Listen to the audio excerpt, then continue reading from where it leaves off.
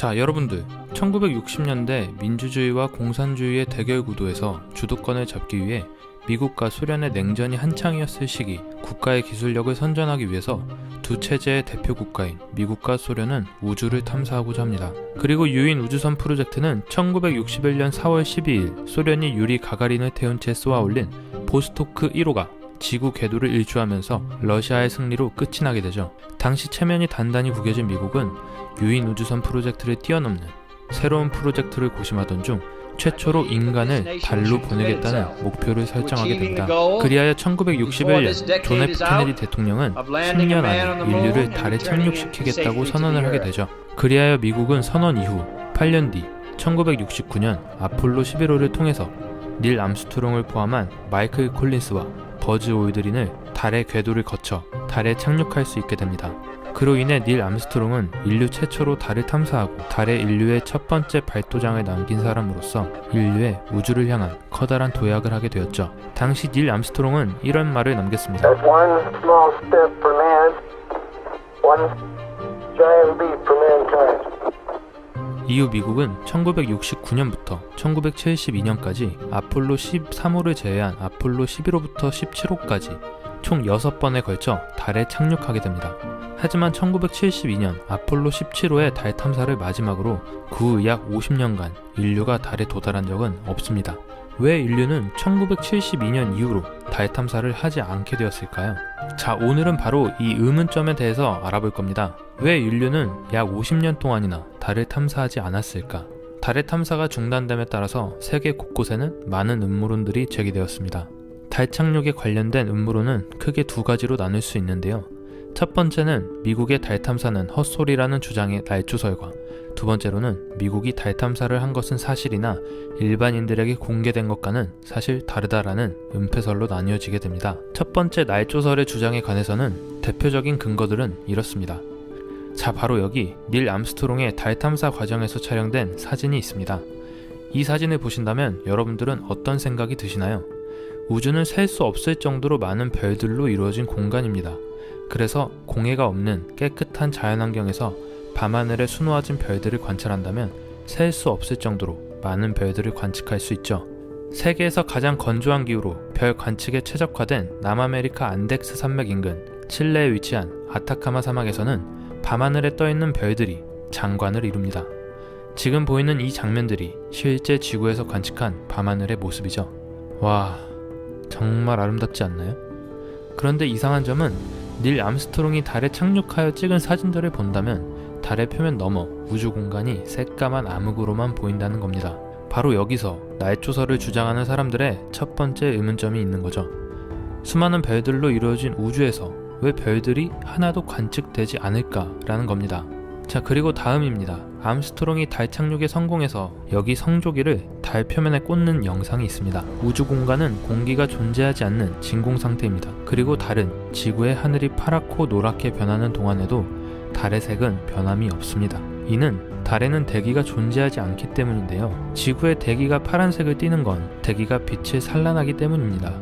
하지만 달은 대기가 존재하지 않기 때문에 빛을 산란하는 매질이 없어 항상 같은 색을 띠는 거죠. 혹시나 블러드문 같은 붉은 달이 있지 않냐 라고 물어보실 분들에게 말씀드리자면 이 붉은 달 역시 지구의 대기를 지나면서 산란이 일어나 붉은 빛이 도달하기 때문인 거죠. 자, 그렇다면 왜 달에는 대기가 존재하지 않을까? 그걸 알려면 여러분들은 중력 탈출 속도에 대해서 알아봐야 합니다. 모든 질량을 가지고 있는 물질은 중력이 존재합니다. 이 중력은 물체를 잡아당기는 힘이죠. 이 중력 탈출 속도는 행성의 중력권으로부터 탈출하려면 어느 정도의 속도가 필요한지를 나타내는 속도인 건데요. 일반적으로 지구를 벗어나기 위한 중력 탈출 속도는 초속 11.2km입니다.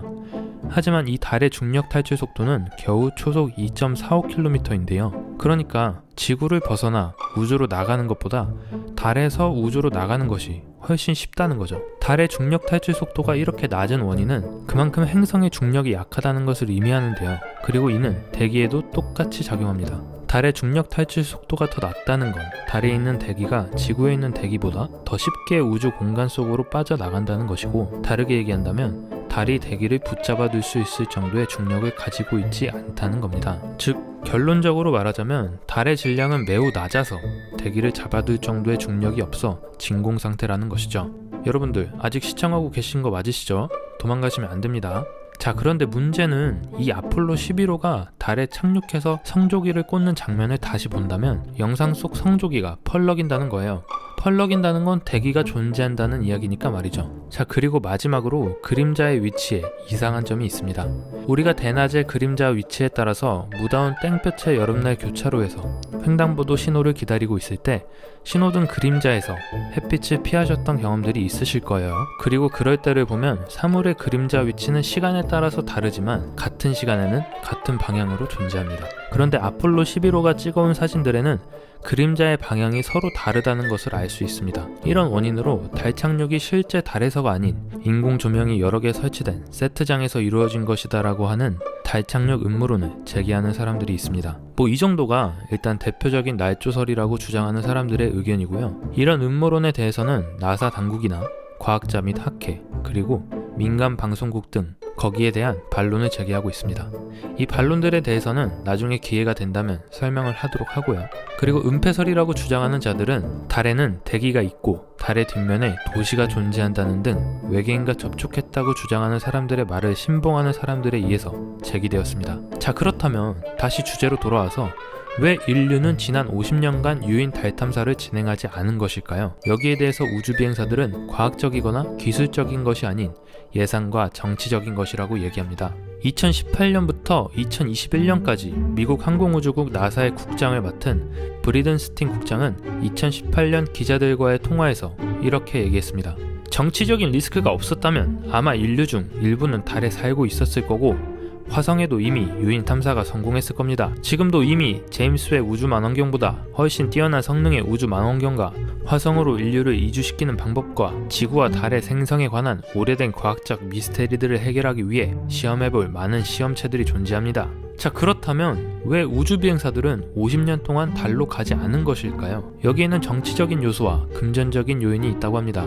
나사의 2022년 예산은 240억 달러였고 2023년 바이든 정부에 260억 달러로 예산을 증액해 줄 것을 요청하고 있다고 하는데요. 이에 비해서 미국의 국방부 예산은 2023년에 약 8,580억 달러에 달합니다. 나사의 우주 탐사를 위한 예산은 국방부 예산과 단순히 비교해봐도 35배 차이가 나는 거죠. 그리고 국방부 예산도 당연히 많이 들어가겠지만 현재까지 개발된 우주정거장 ISS, 허블 우주망원경, 스피처 우주망원경, 그리고 제임스 웹 우주망원경까지 인류의 모든 기술력이 녹아들어있는 최신 우주 탐사 장비들은 막대한 기술력과 어마어마한 자금을 필요로 합니다. 하지만 오늘날 우주 탐사를 지원할 만큼의 막대한 예산을 정부에서 지급하지 않기 때문에 그만큼 달 탐사라는 게 쉽지 않은 것이죠. 나사의 예산은 1965년 4%로 그 정점을 찍은 뒤에 지난 40년 동안 1% 미만을 유지했고 그 후 15년 동안은 연방 예산의 0.4% 수준에 불과하다고 합니다. 대중과학 잡지인 사이언티픽 아메리칸에 따르면 우주에서의 시험할 많은 프로젝트가 존재함에도 국가에서 더 많은 예산을 투입하지 않는 한 이는 탁상 공론에 불과하다고 이야기하는데요. 그렇다면 왜 미국 정부는 우주 탐사를 위한 예산을 지원하지 않는 것일까요? 이 이유에 대해서는 민간 우주 개발 기업인 스페이스X와 같은 우주 탐사에 대한 막대한 비용을 절감하는 민간 우주 비행 업체의 위력과 같은 다양한 이유가 존재합니다. 하지만 보다 근본적인 원인을 알려면 우리는 미국과 소련의 냉전 시대에 대해서 알아봐야 하는데요. 미국과 소련은 제2차 세계대전의 연합국으로 오늘날 이 둘은 냉전 시대를 거치면서 적대적인 관계로 기억되고 있지만 사실 이 두 나라는 동맹의 투탑으로 소련이 독소전쟁을 치를 수 있도록 미국이 무기 대여까지 해줄 정도로 친밀한 관계를 형성했었습니다. 다만 2차 세계대전이 끝나면서 공산주의 국가인 소련이 나치 독일을 굴복시키고 동유럽 국가들을 영향권에 넣으면서 이야기가 달라지기 시작했죠. 2차 대전 직후 독소전쟁으로 전례 없는 피해를 봤음에도 여전히 강력한 국력과 기술력을 보유했던 소련은 공산주의의 수장이라는 이름 아래 점령지 내에서 빠르게 공산 세력을 확장해 나갔으며 이 무렵부터 미국과의 미묘한 대립이 시작됐습니다. 소련의 최고 지도자였던 스탈린은 세계 2차 대전이 끝난 후 이런 얘기를 했습니다. 앞으로 국제혁명의 발전 과정에서 두 개의 세계 중심이 형성될 것이요, 하나는 사회주의에 이끌리는 모든 나라들을 끌어들이는 사회주의 중심이고 다른 하나는 자본주의에 끌리는 모든 나라들을 끌어들이는 자본주의 중심이요. 이 두 중심이 세계 경제에 정복을 두고 벌이는 싸움이 전 세계의 자본주의와 공산주의의 운명을 결정지을 것이오. 자, 간단하게 말하자면 대표적인 공산주의 국가인 소련과 자본주의 끝판왕인 미국의 동맹으로 독일의 나치를 무너뜨리면서 세계 주도권을 이 두 국가가 갖게 되면서 어제까진 함께 싸우는 동지였으나 이제는 서로 주도권을 갖기 위한 경쟁 체제가 시작된 것이 바로 냉전 시대라는 것이죠. 강력한 힘을 가지고 있는 자에겐 그를 신봉하거나 그 옆에 붙어 이익을 얻고자 하는 것처럼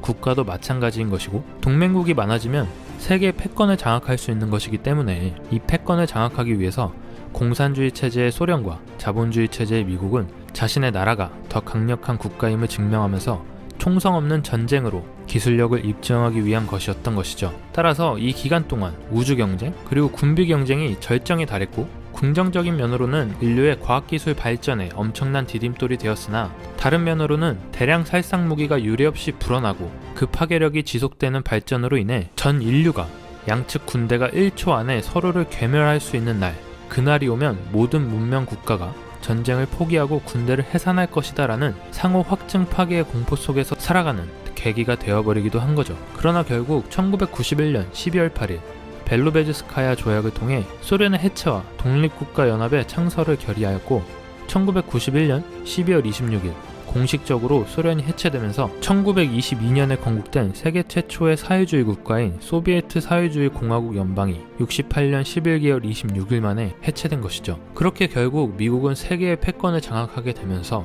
오늘날의 더욱 강력한 천조국이 된 것입니다. 이미 패권을 가지게 됨에 따라서 사실상 미국은 더 이상의 우주 경쟁을 필요로 하지 않게 되었습니다. 유인 우주 탐사선과 무인 우주 탐사선 등 결국 이런 우주로 향했던 인류의 도약은 실질적으로 우주를 탐사하고자 함보다는 사실상 세계 패권을 장악하기 위한 정치적 도구였던 것이죠. 그런데 최근 들어서 2025년까지 다시 인류를 달로 보내려고 하는 움직임들이 포착되고 있습니다. 나사는 21세기 미국의 달 탐사를 계획으로 달의 유인 탐사와 우주 정거장 건설 등을 목표로 하는 아르테미스 계획이라고 하는 세계 각국의 우주기구와 우주 관련 민간 기업들까지 연계하여 먼저 2025년까지 달 탐사를 향한 여정을 다시 시작하려고 하는데요. 계획대로라면 인류는 아폴로 17호 이래 53년 만에 달 표면을 다시 밟을 예정입니다. 벌써부터 심장이 두근거리네요. 그런데 왜 50년간 하지 않았던 유인 달 탐사를 다시 시작하려고 하는 것일까요? 미국은 우주 탐사를 통해 궁극적으로 우주 개발 선도국 지위를 가지고 있고 이 지위를 계속 유지하려고 하는데요. 미국 이외에도 일본, 중국, 인도, 우리의 주변국도 달, 해성과 화성 탐사를 활발하게 진행하고 있습니다. 세계가 다시 달에 주목하는 이유는 달의 자원 확보와 화성 등 심우주 탐사를 위한 중간 기착지로 활용될 가능성이 있기 때문이라고 하는데요.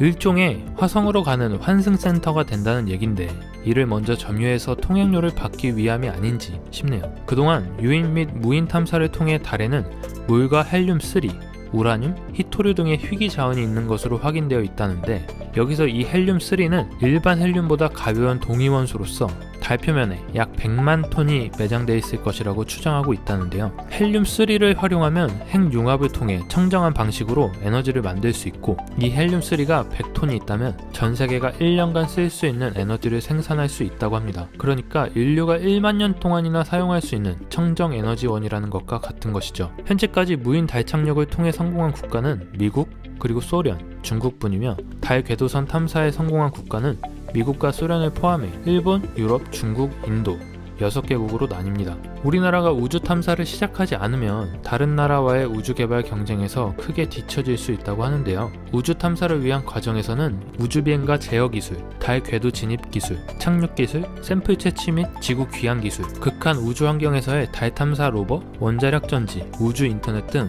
첨단 우주 기술 개발과 같은 냉전 시대의 기술력이 가파르게 상승했던 것처럼 다른 차원의 기술들이 등장함에 따라서 물론 이 기술력에 대한 공포감도 존재하겠지만 개인적으로는 인류의 과학기술의 발전에 대한 기대감이 더 큰 것 같습니다. 자, 이렇게 오늘은 왜 인류가 50년 동안 달을 가지 않았는지 그 이유에 대해서 알아봤고요. 오늘 영상 시청해주셔서 감사드리고 다음에도 좋은 내용으로 돌아오겠습니다.